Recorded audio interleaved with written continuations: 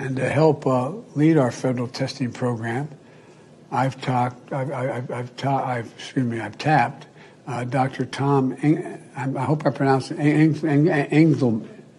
Inglesby, correct? When you build a charging station, it's like back in the day when my grandpa worked for the American Oil Company back in the turn of in the 1920 in that area. They went from state to state convincing people that allow them to put 20,000 gallons of gasoline under the ground. They didn't want them around. Come walking out of the gym if you want, and you may get jumped by the other team or their supporters. You may be all by yourself, the only one standing there when you watch 6 people jump one of our teammates. I won every precinct. I got them $1.9 trillion relief so far. They're going to be getting checks in the mail that are consequential. I wrote the bill on the environment. Pay them more. $1.2 billion. So you go ahead and you stack spaghetti sauce at a store and in a supermarket. You control the guy or the woman who brings out the carts on a forklift. What happened?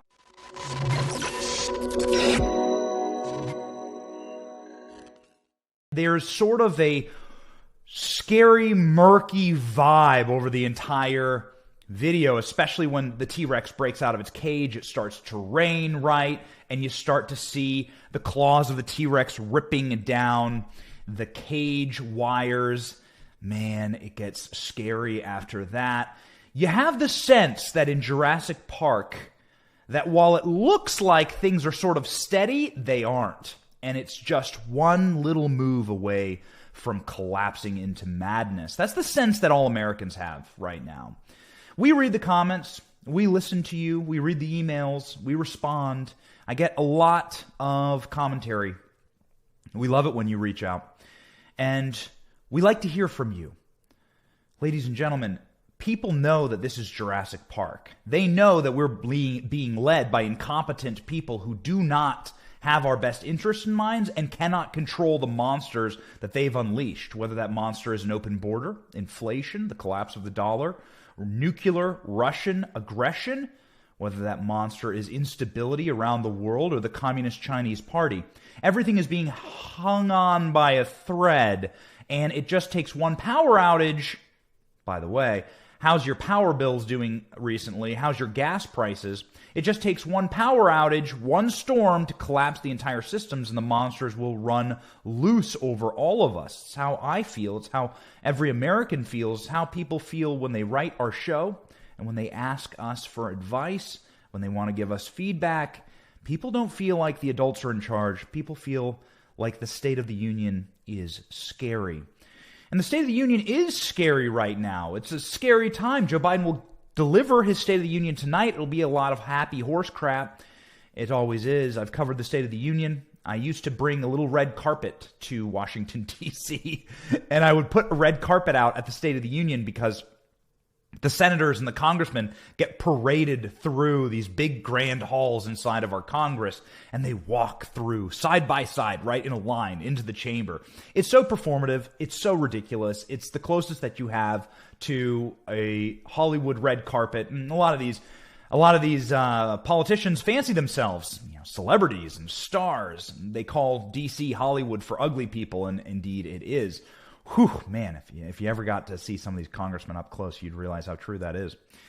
I used to bring a red carpet down and ask people, who are you wearing, right? That's what they ask at the Oscars. Who are you wearing? Because it's a joke. The State of the Union is a joke. It's a lie. It's performative. And Joe Biden's lie will be bigger than ever. As Joe Biden wobbles around the stage tonight at 9 o'clock Eastern Standard Time, attempting to prevent his dentures from falling out of his mouth, Nancy Pelosi clapping behind him. I wonder if Pelosi will rip up Joe Biden's speech like she did for Trump. We'll see. The reason I use Jurassic Park as an allegory here to start our show is that, Nancy Pelosi's 82, Joe Biden's 79. These people were around when the dinosaurs were here. They should know better. They should know that they're in over their breadth. They should know that weakness on the world stage and weakness in our country is going to lead to catastrophe, and that the monsters are at our gate.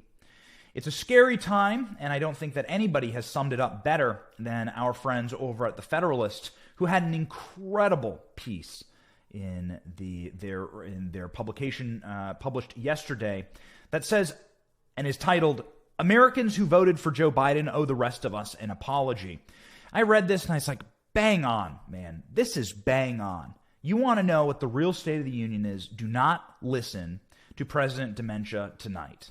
I wonder if they'll be able to get him out of his mustard-stained bathrobe and slippers to come out to the State of the Union. You may recall that Joe Biden went on vacation this week while sovereign nations are being bombed and while civilians are fleeing by the hundreds of thousands and while American inflation is spiraling out of control, our borders are open, and so on. Joe Biden went on vacation. He went back to Delaware. Yeah, that's right. Sleepy, sleepy Joe. Well, The Federalist would wake Joe up if he read this article, man. This one is a barn burner.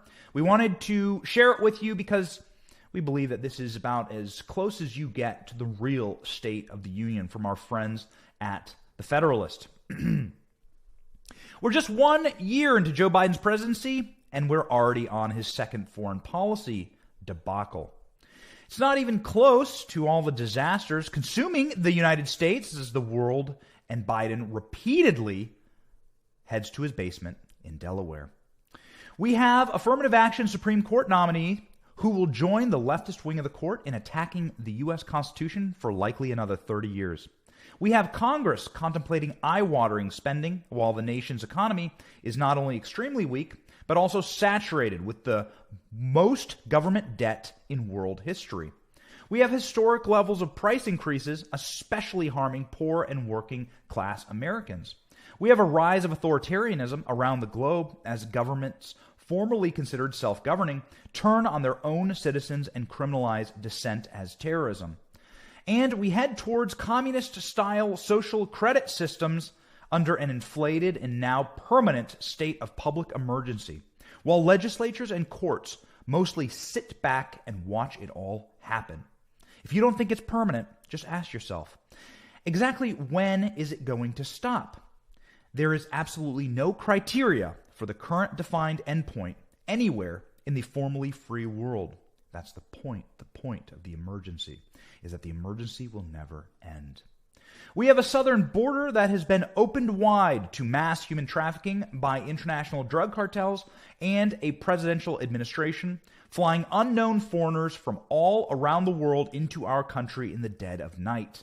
The United Nations is even aiding in this effort to end U.S. sovereignty, as it has other manufactured migration crises around the world.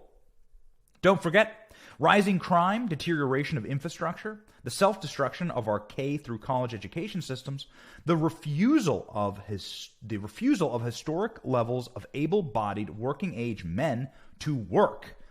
That is a huge crisis in this country.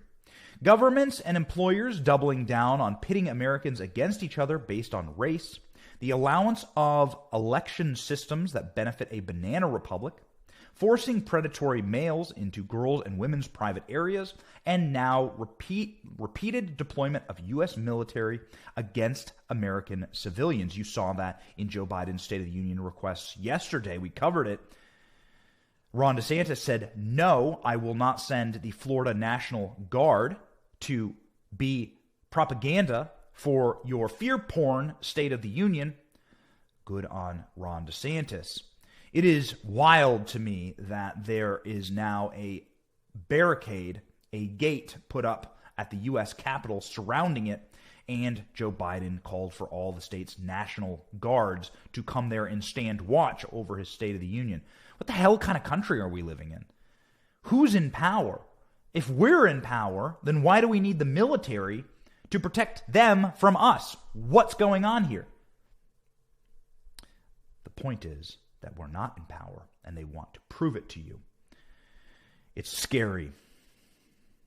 What's more scary is the collapse of rule of law and security around the world. Reading again from the article, amid all of this, we have idiots at the wheel as the world careens into what could turn into World War III, as any international conflagration could if everyone isn't very, very careful. It's no wonder that Biden is seeking rock bottom approval ratings. It's a bit horrifying the ratings aren't even lower. Joe Biden, by the way, yesterday saw his lowest approval ratings ever in the ABC Washington Post poll, below 39%. I think he's slogging through the mid-30s right now. It's not tenable. At the same point of his presidency, on February 25th, 2018, Donald Trump had a 50% approval rating from Rasmussen. On February 25th, 2022, the number from Rasmussen for Biden is 40% approval. According to Rasmussen, the latest figures include 21% who strongly approve of the Biden administration and 49% who strongly disapprove. That is just horrifying for Joe Biden. A 40% approval rating. 10 points lower than where Donald Trump was in this same exact date in his administration on a timeline. We have at least 3 more years of this ahead. Whew. Jesus, take the wheel. Is anyone with half a brain looking ahead to those 3 years with equanimity, let alone optimism?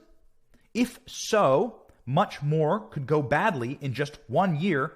Just think about how much more aggression and chaos Biden's weakness will likely invite within the total of 4 years of his presidency. It's a terrifying thing to ponder.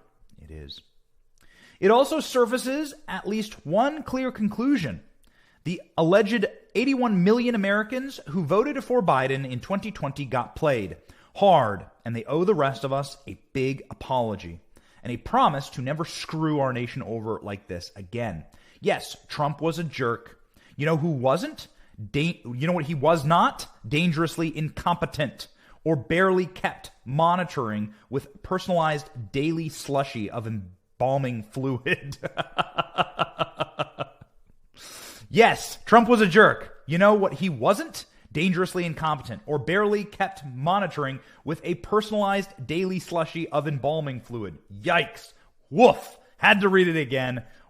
Wow. When you watch Joe Biden walk around the White House, by the way, you sort of see this. You see this like very broken man who can barely move. It's robotic. We call him Robot Dementia Biden. Robot Biden. Why does he walk like that? Well, the doctors have gone on to say, oh, that's because of brain damage. But we'll let the medical experts opine on their level of expertise. We are just live streaming, ladies and gentlemen. We're just live streamers. It's time for Americans who saddled us with the embarrassment of President Biden to realize what they have done, what they have self-righteously accepted from the mass media, that they were saving our nation. No. They were voting for a 4-year national disaster. That's right. Everyone who voted for Biden was so self-righteous. It really is incredible. The power of the low information, low IQ voter. We all realized there was massive social pressure from every corrupt institution in this nation to vote a certain way. It's hard to resist that. But once it's obvious that you made a terrible decision, the only way to move forward is to come clean. The first step towards recovery is to admit you have a problem. It's the only way. As everyone knows, deep in their heart somewhere, denial only makes the matters worse. So for the sake of the country, we need Biden voters to please just admit this. Voting for Joe Biden was a horrific mistake. And you know what? We have some exciting news for all of you. Joe Biden voters are actually admitting this, according to a clip that we have from CBS News where they interviewed Joe Biden voters. Joe Biden voters are saying, we're sorry. Watch. Can I see a show of hands? Do any of you feel like the economy has gotten better in the past year? I mean, look, I think Paul Tudor Jones, as always, is right about inflation. It's much worse than we thought. Now a damning new report blames the Biden administration for being slow to evacuate U.S. citizens and Afghan allies, according to an Army investigation first obtained by the Washington Post. One national security official saying an evacuation would signal we have failed. This is CNN Breaking News. And let's get right to the breaking news on Vladimir Putin ordering so-called peacekeeping forces into separatist-held parts of Ukraine. Our chief international correspondent, Clarissa Ward, is in the Ukrainian capital of Kyiv for us. Clarissa, Russian troops could be arriving in Ukraine very, very soon. Not good. Joe Biden voters themselves are saying things aren't going well, and that's how you get Joe Biden with less than 50% of Democrats nationwide wanting him to run again for president. It's pretty horrific, doesn't even begin to cover it. Now, of course, you have your 31st Democrat not running for office. We'll cover that in another segment in just one moment. In return for this difficult and generous gesture, the rest of us promise not to rub this error in your faces. Well, I'm not sure of that, but we'll see. We'll continue to read.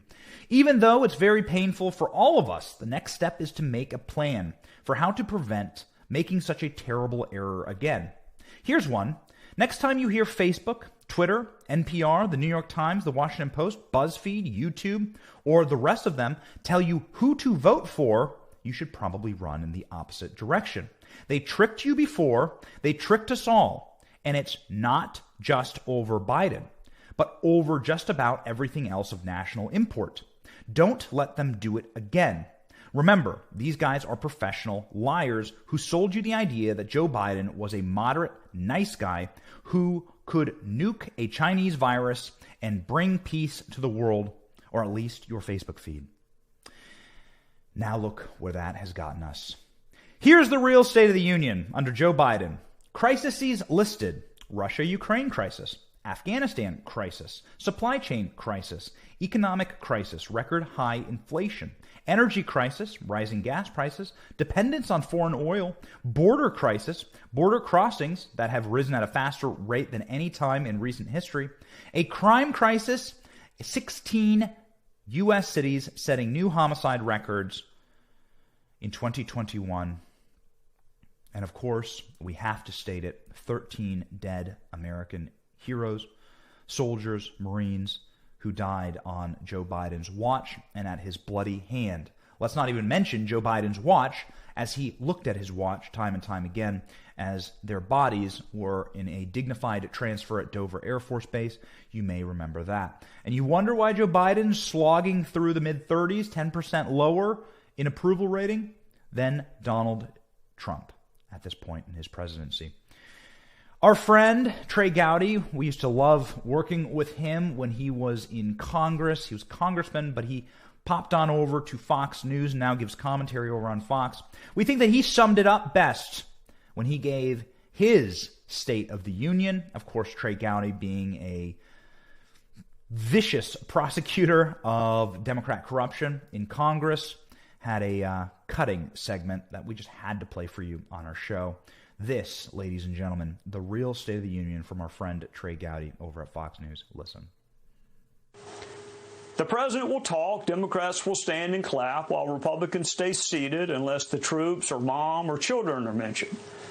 Biden will talk tough about Russia while Russia occupies a neighbor and kills civilians. Some Republicans who aspire to be president themselves one day will reflect on their own equivocation and fealty, musing over whether to stand with a nascent democracy or a brutal dictator who poisons his political opponents. Some Democrats will sit quietly and wonder why Russia took Crimea and Ukraine on their watch, if Trump was supposed to be the one so friendly toward Russia. Americans already know the State of the Union. The world is on edge. Our economy is unstable. The country is divided. Crime is rising. The pandemic is lingering. Schools were closed while prisons were opened. We know where things stand, and all the happy talk in the world will not alter reality. We don't care what color outfits members of Congress wear or who sits beside whom. We've seen the drama of torn up speeches, the micro protests of skipping the speech altogether, and we are not moved. The State of the Union is not good. So Washington can have its prom night full of self-adoration. The real State of the Union comes in November. And those in power will have to listen and learn what we already know, which is the State of the Union does not suit us. And change is coming. Jurassic Park, ladies and gentlemen. Jurassic Park. The rain is coming down. The people who are in charge of our country are old. They're incompetent. They are not able to handle the job. And Americans know it. They know that we are headed for disaster. We know that there are monsters at our door and at our gate, and that what these incompetent people have grown, created, and unleashed upon us will wreak havoc, that it will hurt all of us, and that is why Joe Biden is seeing a career low of 37% approval rating. Thank you for watching. We are 100% independent news. Are you sick of being lied to? We certainly are. That's why we started this channel. But we can't do it without you. We can't keep going without your help. All we ask is that you click like and subscribe and share this video. It's free. And it keeps us going, it keeps us growing, and it keeps us getting the truth out there to break the rotted corporate media infrastructure that wants to lie to you every single day, wants to corrupt your narratives, your truth, your story, and your very society. So support us by clicking like, clicking subscribe, and thank you, Patriots.